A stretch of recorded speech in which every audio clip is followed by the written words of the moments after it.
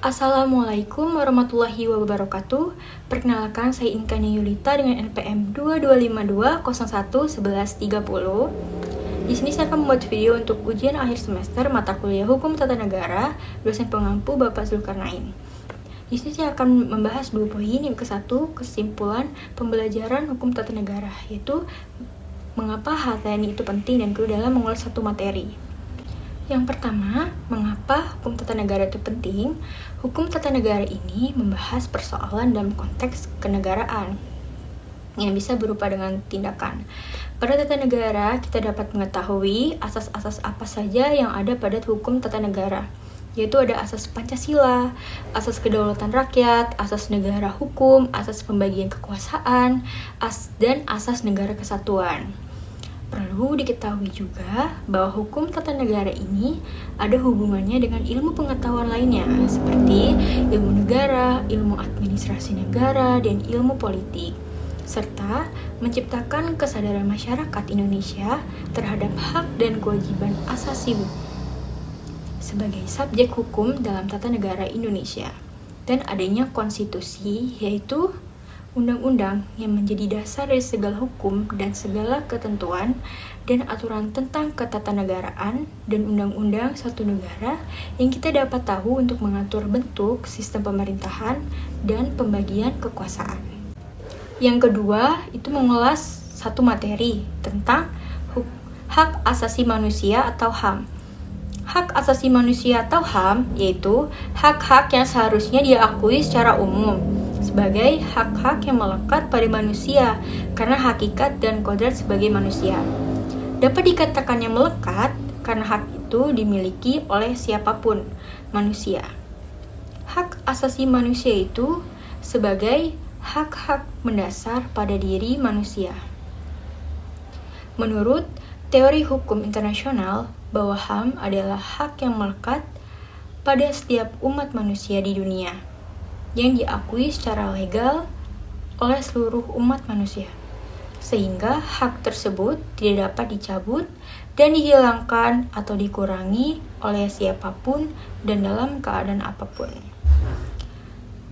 Selanjutnya, menurut Undang-Undang Nomor 39 Tahun 1999 tentang hak asasi manusia, terdapat dalam pasal 1 angka 1 Undang-Undang Nomor 39 Tahun 1999 tentang hak asasi manusia, yang mengartikan seperangkat hak yang melekat pada hakikat dan keberadaan manusia sebagai makhluk Tuhan yang Maha Esa, merupakan anugerahnya, wajib dihormati, dijunjung tinggi, dan dilindungi oleh negara hukum, pemerintah, dan setiap orang demi kehormatan serta perlindungan harkat dan martabat manusia. Nah, ada juga nih unsur-unsur dari HAM, itu ada 3.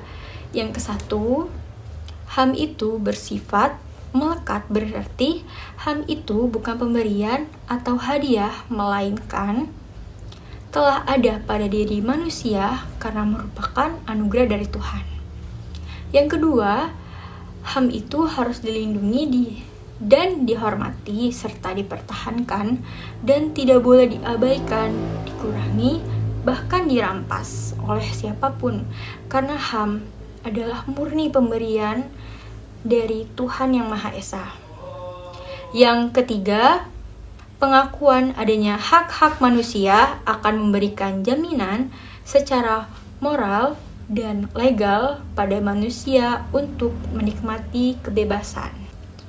Disebutnya sebagai hak alamiah, yaitu hak yang melekat pada manusia terlepas di segala adat istiadat atau aturan tertulis, di mana hak-hak ini bertujuan untuk menjamin martabat setiap manusia. Meskipun setiap orang terlahir dengan warna kulit, jenis kelamin, bahasa, dan budaya dan keluarga negaraan yang berbeda-beda, tetapi mereka semua mempunyai hak-hak tersebut, di mana hak asasi manusia ini mempunyai sifat universal.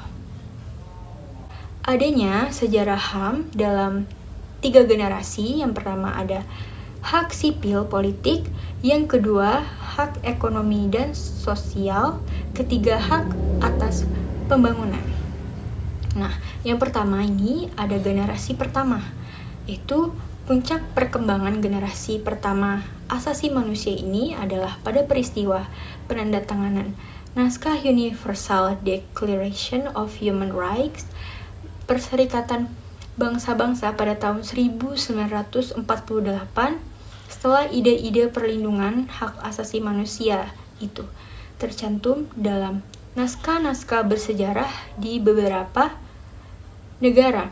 Dalam generasi pertama ini, elemen dasar asasi itu mencakup tentang prinsip integrasi manusia, kebutuhan dasar manusia, dan prinsip kebebasan sipil dan politik.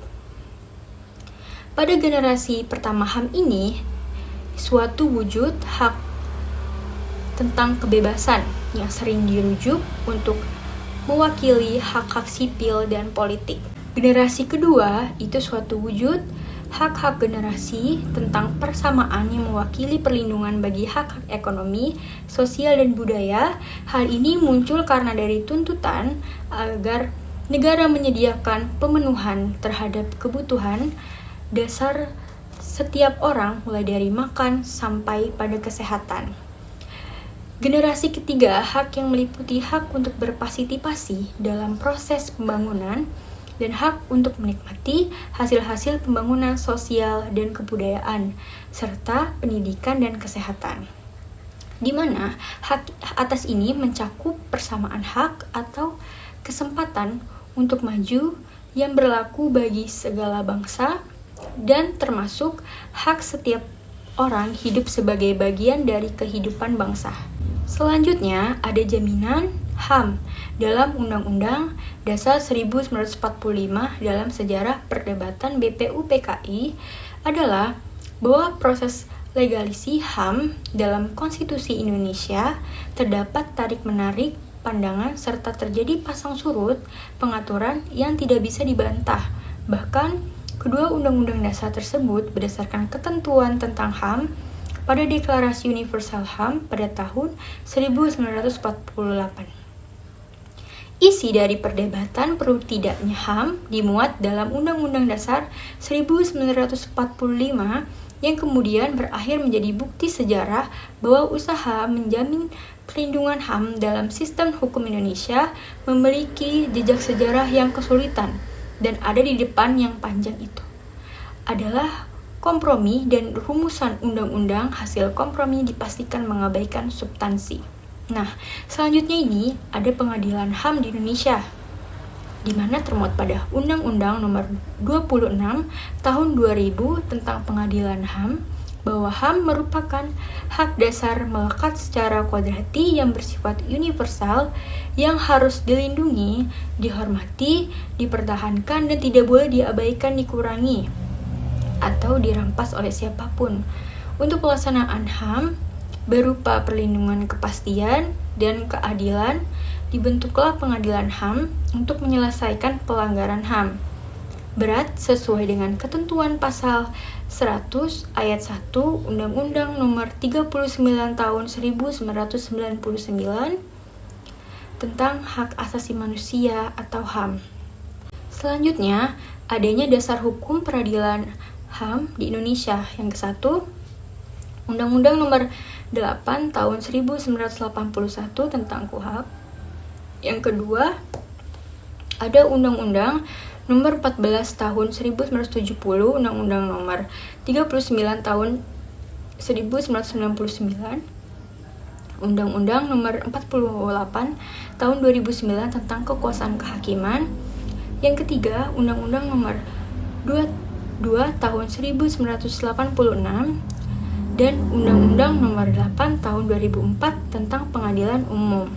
Yang keempat, ada Undang-Undang Nomor 39 Tahun 1999. Nomor 5, Undang-Undang Nomor 26 Tahun 2000 tentang Pengadilan HAM. Nah, asas pada peradilan dan kedudukan pengadilan adalah asas lex specialis derogat legi generali yang diatur dalam Undang-Undang Nomor 26 Tahun 2000. Nah, sistem peradilan HAM di Indonesia ini itu ada 2 peradilan. Itu ada peradilan khusus HAM dan peradilan ad hoc HAM. Selanjutnya, ada Komnas HAM atau Komisi Nasional HAM.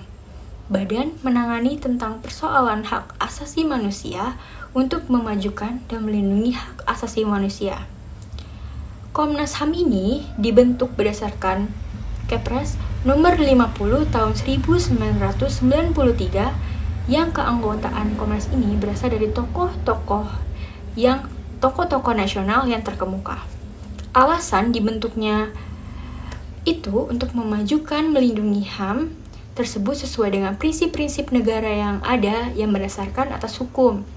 Dan tujuan Komnas ini dimandatkan dalam pasal 57 Undang-Undang Nomor 39 Tahun 1999, yaitu mengembangkan kondisi yang kondusif bagi pelaksanaan HAM sesuai dengan Pancasila, Undang-Undang 1945, Piagam PBB, serta Deklarasi Universal Hak Asasi Manusia, dan perlindungan HAM yang mendukung terwujudnya tujuan pembangunan manusia Indonesia seutuhnya. Baik, segini saja dari saya. Bila ada salah, mohon maaf. Wassalamualaikum warahmatullahi wabarakatuh.